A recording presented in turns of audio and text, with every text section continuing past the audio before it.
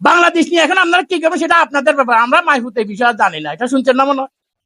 তাই আমাদের দেশের মধ্যে তাদের কোন দরদ নাই তো, তারা দেশটাকে শাসন করছে এবং শোষণ করার যা যা করার দরকার তা করছে। যে সমস্ত আওয়ামী লীগের ভাইরা লাফাইতেছেন আপনাদের মাধ্যমে, তাদের কাছে আমাদের মেসেজ, ওই শেখ হাসিনার দলারে দেশে আগামী 20 বছরও ক্ষমতায় চোখে দেখবে না। তারেক রহমান দেশে আসে না কেন?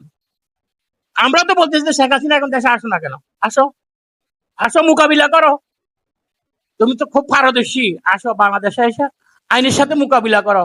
বিএনপি তো বলতেছে না যে আওয়ামী লীগের নিবন্ধন বাতিল করে দেন, আওয়ামী লীগ বিলুপ্ত করে দেন, আমি বিএনপি একবারও এ পর্যন্ত বলে নাই।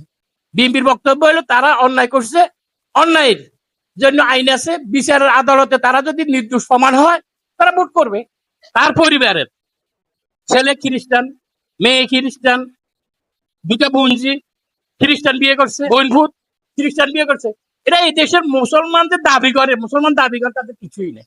জিয়া রহমান মৃত্যুর পরও, আজকে এত বছর পরও কেন জিয়া রহমানের দলে এত লোক, কেন? এটা জিয়া রহমানের সে অবদান আছে। তাই আজকের এই দিনে আমরা ওনার রুহের মাগফিরাত কামনা করি। আজকের ওনার এই জন্মবার্ষিকীতে আমরা একত্রিত হয়েছি, মিলাদ করছি। আল্লাহ ওনাকে ব্যস্ত নসিব করো, বেগম জিয়া সুস্থতা কামনা করে এবং তারেক রহমানকে সহসা যাতে দেশে আসতে পারে এই আহ্বান জেনে দুধভাইকে আল্লাহ দীর্ঘজীবী করুক এবং সবার জন্য যাতে এই অঞ্চলে দাঁড়িয়ে কাজ করতে পারে সেই সুযোগ দেওয়ার জন্য। 71 সালেও তিনি স্বাধীনতা ঘোষণা দিয়েছিলেন, স্বাভাবিকভাবে যারা দেওয়ার কথা তারা দেন নাই, দিতে পারেন।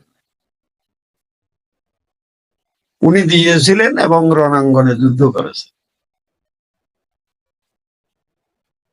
উনি সেক্টর কমান্ডার ছিলেন, জেড ফোর্সের অধিনায়ক ছিলেন এবং এই পুরা দেশটাকে 11টা ভাগে বিভক্ত করে 11টা সেক্টর করে তিনি যুদ্ধ পরিচালনা করেছেন।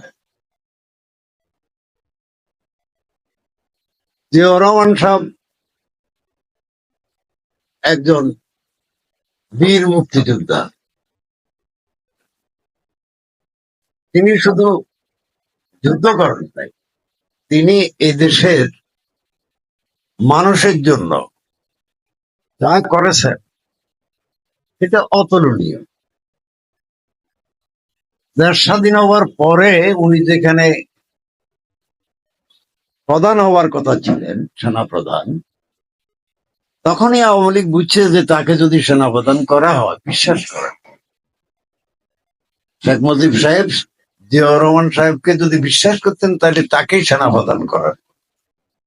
যে স্বাধীনতার ঘোষণা করে তখনকার পাকিস্তানের যে আইন, যে সংবিধান, সেই সংবিধান মোতাবেক যদি যুদ্ধে উনি জয়লাভ করতে না পারতেন তাহলে ওনার মৃত্যুদণ্ড অনিবার্য।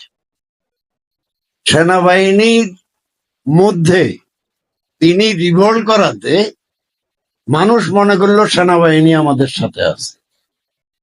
সকল সেনাবাহিনী যে অবস্থা ছিল সেই অবস্থাতেই জিয়াউর রহমানের ডাকে যুদ্ধে অংশগ্রহণ করেন।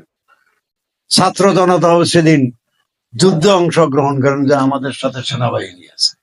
শহীদ রাষ্ট্রপতি জিয়াউর রহমানের আদর্শে আমরা সবাই আদর্শিত। আমরা শহীদ রাষ্ট্রপতি জিয়াউর রহমানের জীবন বৃত্তান্ত আমরা সকল কিছু জানি, আমরা শুনি, আমরা অবশ্যই বুকে ধারণ করি। প্রিয় নেতা ভূঁইয়া মহোদয় আমাদেরকে দিক নির্দেশনা দিচ্ছেন, আমরা চলছি। আমরা মাটিরাঙ্গা উপজেলা বিএনপি, পৌর বিএনপি সহ অঙ্গ সহযোগী সংগঠন সবাই আমরা একতাবদ্ধ আছি, একতাবদ্ধ আমরা থাকবো।